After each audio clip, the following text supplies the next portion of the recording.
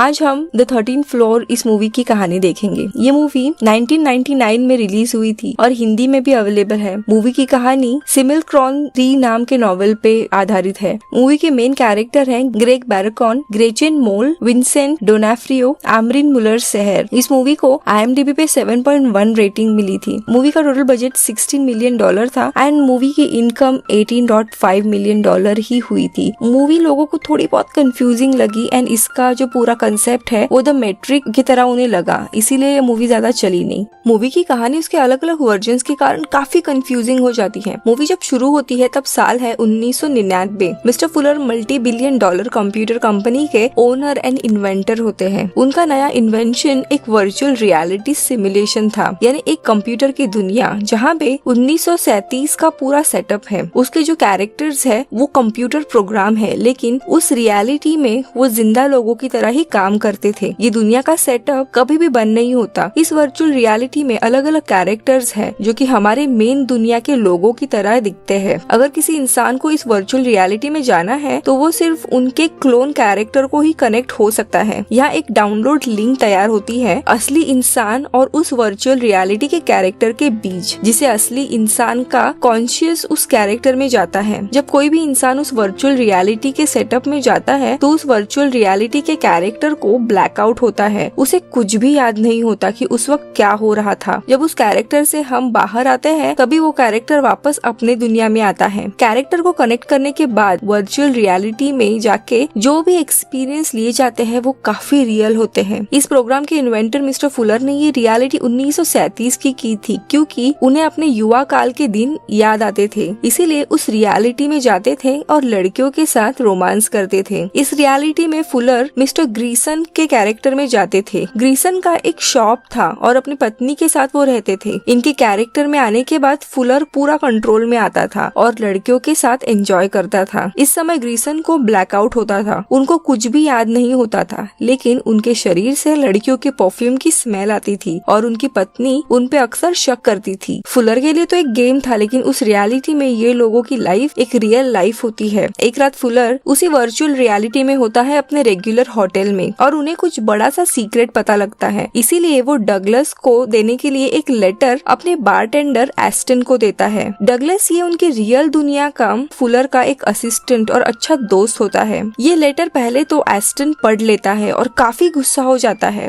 वो सीक्रेट पता लगने के बाद। थोड़ी देर बाद में फुलर उस रियलिटी से बाहर आता है अपने दुनिया में, लेकिन वो अपने दुनिया में आने के बाद ही कोई फुलर का मर्डर कर देता है। अगले दिन डगलस के घर पे उसके बाथरूम में खून से भरे कपड़े मिलते हैं, लेकिन उसे कुछ भी याद नहीं था क्या हुआ था। पुलिस का पहला शक उसी पे जाता है और सबूत भी इतने स्ट्रॉन्ग होते हैं कि डगलस को खुद पे शक आने लगता है। इसी केस के दरमियान फुलर की बेटी जेन फुलर वहाँ पे आती है पेरिस से और वो डगलस एंड पुलिस से मिलती है ताकि ये वर्चुअल रियलिटी का पूरा जो प्रोजेक्ट है वो बंद कर सके। ये सुन के डगलस काफी शॉक हो जाता है क्योंकि फुलर उसका एक अच्छा दोस्त था, लेकिन कभी भी उसने अपने बेटी के बारे में जिक्र नहीं किया था। डगलस जेन को देख के उसकी तरफ काफी अट्रैक्ट होता है और इन दोनों का ही बातों बातों में एक रिलेशन शुरू हो जाता है। जिस बार में फुलर डगलस का इंतजार कर रहा था और उसका मर्डर हुआ, उस बार का बारटेंडर डगलस से मिलता है और उसे ब्लैकमेल करने लगता है कि उसी ने फुलर को मारा है और पैसे की मांग करता है, लेकिन डगलस उसे पैसे नहीं देता तो वो सीधे पुलिस से जाके मिलता है और डगलस के अगेंस्ट गवाही देता है और पुलिस डगलस को पकड़ लेते हैं, लेकिन जेन उसकी बेल कराती है। अभी डगलस को खुद को बेकसूर साबित करना था और फुलर को किसने मारा ये भी उसे पता करना था, इसीलिए वो वर्चुअल रियलिटी में जाने का फैसला करता है। उसे मदद करने के लिए विटनी नाम का उनका एक एसोसिएट होता है। वो पूरा सेटअप तैयार करता है और डगलस पहली बार 1937 की उस रियलिटी में चला जाता है। अब यहाँ मिस्टर फुलर तो गुजर गए, लेकिन ये रियलिटी कंटिन्यूस एक गेम की तरह चल रही है। यहाँ जो भी मेन कैरेक्टर है उनको फुलर ने ऑलरेडी कैरेक्टर्स दिए थे, तो डगलर 1937 के रियलिटी में जाके जॉन फर्गसन नाम का एक बैंक का क्लर्क बनता है। उसके बाद जो फुलर का कैरेक्टर रहता है यानी मिस्टर ग्रीनसन, उनसे जाके वो मिलता है, लेकिन उन्हें कुछ भी याद नहीं था। फिर वो उनको लेके उनके फेवरेट होटल में चला जाता है और वो अलग अलग लोगों को देख के कोई पहचान में आ रहा है क्या ये पूछने लगता है। उनको वो सारी लड़कियां याद आती है, उसके साथ साथ उनकी नजर एस्टन पे गिरती है और उन्हें याद आता है कि शायद उन्होंने एक लेटर दिया था एस्टन को किसी और को देने के लिए। अब एस्टन वहाँ दूर से इन दोनों पे नजर रखे होता है। जैसे ही ये लोग उसे देखने लगते हैं है वो वहाँ से भाग जाता है, लेकिन डगलस उसे पकड़ लेता है एंड कन्फ्रंट करता है। तो वो काफी गुस्से से पहले तो इसे मारने लगता है एंड कहता है कि एक लेटर मिस्टर फुलर ने मुझे दिया था डगलस नाम के आदमी को देने के लिए, लेकिन वो लेटर पहले उसने पढ़ लिया और उसे पता चल गया था कि ये 1937 की जो पूरी दुनिया है ये एक झूठी है, ये सारे लोग एक सेटअप का पार्ट है जो कि आर्टिफिशियल है। वो आगे कहता है कि लेटर में मिस्टर फुलर ने एक जगह का जिक्र किया था, द एंड ऑफ वर्ल्ड। मैं वही उस जगह पे चला गया। वो जगह काफी अजीब थी, वहाँ पे सब कुछ स्थिर था, कुछ भी चीजें हिल नहीं रही थी। डू नॉट एंटर के बैरियर्स होते हैं, वो क्रॉस करने के बाद उसे पता चला कि ये उसकी दुनिया असली नहीं है, ये पूरा एक सेटअप है। अब ये बात उसे पता चलने के बाद डगलस और भी कंफ्यूज हो जाता है। वो सोचता है कि ये 1937 की दुनिया मैंने एंड फुलर ने मिलके बनाई थी, ये आर्टिफिशियल प्रोग्राम, तो ये दुनिया झूठी है, यही बताने के लिए मिस्टर फुलर मुझे लेटर क्यों लिखेंगे। यहाँ पे एस्टन को पता चलता है कि ये दुनिया फुलर एंड डगलस ने मिलके बनाई थी, इसीलिए वो डगलस को मारने लगता है और उसकी जान लेने ही वाला था। तभी विटनी डगलस को इस वर्चुअल रियलिटी की दुनिया से बाहर निकालता है, क्योंकि यहाँ पे डगलस की जान को भी खतरा था। अब यहाँ पे डगलस को लगता है कि जो भी कैरेक्टर और सेटअप था 1937 का, उनको धीरे धीरे सच्चाई पता लग गई थी कि ये एक आर्टिफिशियल वर्ल्ड है और उन्हें असली जिंदगी में आके नॉर्मल लोगों की तरह जीना था, और शायद इसीलिए इन्हीं कैरेक्टर में से किसी ने फुलर को मार डाला है, ये उसका अनुमान रहता है। लेकिन वो ये बात पुलिस को प्रूफ नहीं कर सकता था। अब यहाँ उसी दरम्यान पुलिस इन्वेस्टिगेटर ऑफिसर जो होता है वो डगलस से मिलता है एंड कहता है कि जो फुलर की बेटी बन के जो औरत आई थी जेन फुलर, वो उसकी असली बेटी नहीं है, फुलर को कभी भी बेटी ही नहीं थी। ये सुन के डगलस और भी शॉक में चला जाता है। अब वो जिस होटल में ठहरी थी वहाँ पे जाके उसके प्राइवेट टैक्सी ड्राइवर को वो पैसे देके उसे कहाँ ड्रॉप किया था वो पूछता है। वो जगह उसे पता लगती है और वो उसी जगह पे चला जाता है। वहाँ पे एक स्टोर रहता है एंड उसे वहाँ पे एक दूसरी लड़की दिखती है जिसका नाम नताशा मोलिनारो था। ग्रोसरी स्टोर में वो काम करती थी और वो एग्जैक्टली जेन फुलर की तरह ही दिखती थी। डगलस जानबूझ के कुछ सामान लेके उसके सामने आता है, लेकिन वो डगलस को पहचानती ही नहीं है। उसी दरम्यान हम देखते हैं नताशा के आंखों का कलर अजीब तरीके से चेंज हो जाता है। डगलस काफी परेशान हो जाता है कि उसे क्या चल रहा है, कुछ पता नहीं। उसे शक आने लगता है, इसीलिए जो लेटर में फुलर ने द एंड ऑफ वर्ल्ड इस जगह का जिक्र किया था वहाँ जाने के लिए वो निकलता है। वो भी ऐसी एक जगह जाके पहुँचता है जहाँ पे पूरी दुनिया मानो खत्म हो रही है, कुछ भी चीजें हिल नहीं रही है। डू नॉट एंटर्स के बैरियर्स आते हैं एंड वो उन्हें क्रॉस करता है और उसे एक ग्रीन कलर के लाइट के कुछ फ्रेम्स दिखने लगते हैं, आगे कुछ भी नहीं होता। और तभी बहुत बड़ी सच्चाई उसे समझ आती है कि ये जो उसकी दुनिया है जहाँ पे फुलर एक बिलियनर दिखाया है जिसने वर्चुअल रियलिटी बनाई है, दरअसल ये दुनिया भी एक सिमुलेशन है और डगलस खुद एक कैरेक्टर है और फुलर भी उसी दुनिया का एक कैरेक्टर। अब फुलर को पता चल गया था कि उसकी जो ये दुनिया है वो भी रियल नहीं है। अब ये चीज उसे डगलस को बताना था और इसीलिए वो डगलस को खत लिखता है, लेकिन वो डायरेक्ट अपनी दुनिया के बारे में डगलस को बता नहीं सकता था। इसीलिए वो 1937 के रियलिटी में जाता है एंड वहाँ पे डगलस के लिए खत लिखता है, लेकिन वो खत एस्टन पढ़ लेता है और उसे लगता है कि वो उसके रियलिटी के बारे में बात कर रहा है, लेकिन दरअसल वो 1999 का जो पूरा ये सेटअप रहता है उसके बारे में बता रहा है। फुलर इस पूरे सेटअप के बाकी के कैरेक्टर को ये बात बता सकता था, इसीलिए जो भी इस पूरे रियलिटी का क्रिएटर था उसने फुलर को मार डाला, लेकिन फुलर ने ऑलरेडी खत लिख दिया था डगलस के लिए। अब ये सारी बातें डगलस को क्लियर आउट हो जाती है और इसीलिए शायद रात में जो खून के कपड़े थे वो कहाँ से आए थे वो उसे पता नहीं था, क्योंकि वो खुद ब्लैकआउट हो गया था, शायद कोई कैरेक्टर उससे कनेक्ट किया था। अब उसी दरम्यान जेन का इसे वापस एक कॉल आता है और वो डगलस से उसके घर पे मिलती है और वो उसे सारी हकीकत बताती है कि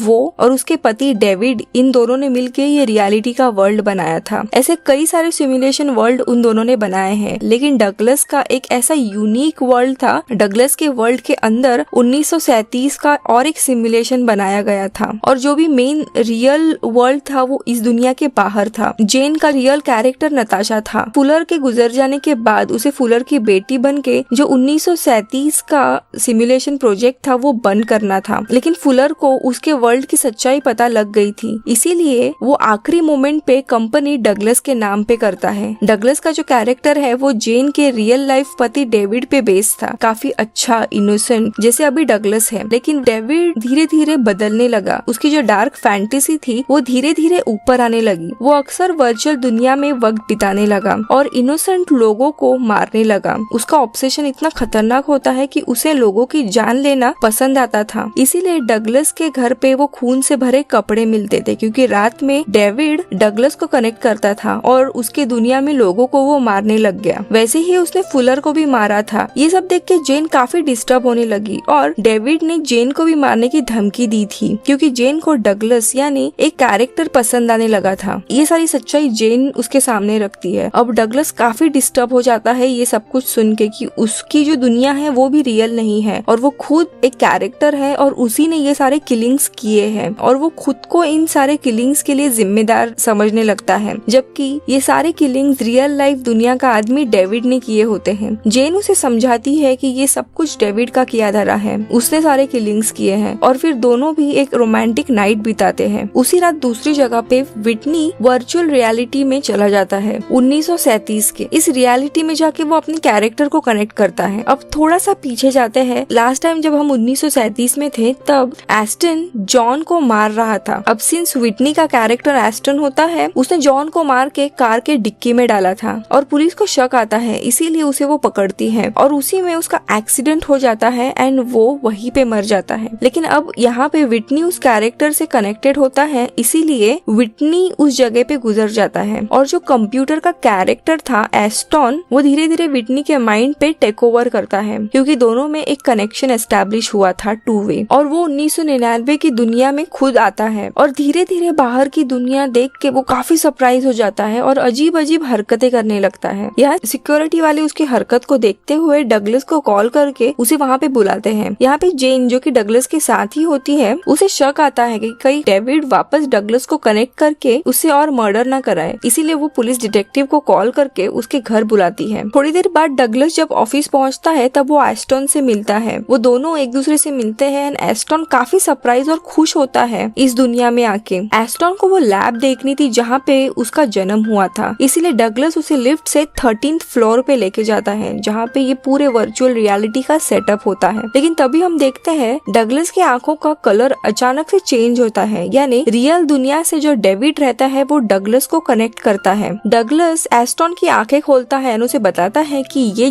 दुनिया जिसमें तुम आए हो ये भी एक झूठी दुनिया है, एक सिमुलेशन है और मैं भी इसी दुनिया का एक कैरेक्टर हूँ, कोई रियल इंसान नहीं हूँ। इस दुनिया के ऊपर भी एक और असली दुनिया है। और ये बात बता के वो सीधे एस्टन को वहीं पे मार देता है। इस वक्त जो डगलर एज अ कैरेक्टर है वो पूरा ब्लैकआउट में रहता है, उसे कुछ भी नहीं पता कि बाहर क्या हो रहा है, कि उसी ने किसी को मारा है। ऐसे ही डेविड ने फुलर को भी मार डाला था, क्योंकि फुलर को अपने दुनिया का सच पता लग गया था। जो वर्चुअल रियलिटी उसने क्रिएट की है वो भी किसी और रियलिटी में है और ये सब कुछ डेविड नाम के आदमी ने ही बनाया है, ये भी उसे पता लगता है। इसीलिए वो डगलस को एक खत लिखता है, लेकिन अगर डायरेक्टली वो खत उसे देता तो डेविड को शायद पता लग जाता, इसीलिए वो सिमुलेशन में जाकर 1937 में जाके वो लेटर देता है। यहाँ से डेविड सीधा जेन को मारने के लिए जाता है ताकि ये पूरा खेल खत्म हो जाए। जेन अभी भी डगलस के ही घर पे होती है। डगलस वहाँ पे पहुँच जाता है और जेन के ऊपर जबरदस्ती करके उसे मारने ही वाला था, लेकिन तभी वहाँ पे पुलिस डिटेक्टिव आ जाता है और वो डेविड को मार देता है। लेकिन यहाँ पे डेविड उसके कैरेक्टर से कनेक्टेड था, इसीलिए डेविड मर जाता है। अब यहाँ पे जो पुलिस इन्वेस्टिगेटर ऑफिसर है उसे भी पता चल गया था कि ये पूरी दुनिया एक आर्टिफिशियल दुनिया है, क्योंकि वो भी डगलस का पीछा करते हुए एंड ऑफ वर्ल्ड में पहुंच गया था। तो वो जेन से पूछता है कि अब ये खेल खत्म होगा, क्या तुम अभी मुझे अनप्लग करोगे? तो जेन मना करती है। तो पुलिस ऑफिसर उससे एक रिक्वेस्ट करता है कि तुम जब भी अपने दुनिया में वापस जाओगी इन सिमुलेशन कैरेक्टर्स को ऐसे ही छोड़ देना, इनके साथ कुछ भी छेड़खानी मत करना, जैसे इनकी जिंदगी चल रही है वैसे ही चलने दो। तो वो हाँ कहती है और फाइनली हम रियल दुनिया में लौट आते हैं। अभी यहाँ पे डेविड की मौत उस सिमुलेशन में हुई थी, इसीलिए डगलस का आर्टिफिशियल माइंड डेविड के शरीर पर हावी होता है और इस रियल दुनिया में चला आता है जैसे एस्टन आया था। और तभी हम जेन को भी देखते हैं अपने रियल दुनिया के सिमुलेशन से वो बाहर आते हुए। तभी साल होता है 2024। दोनों एक दूसरे से मिलते हैं और जेन कंफर्म करती है कि क्या तुम डगलस हो? तो वो हाँ कहता है। उसे देख के वो काफी खुश हो जाती है, क्योंकि डगलस के कैरेक्टर को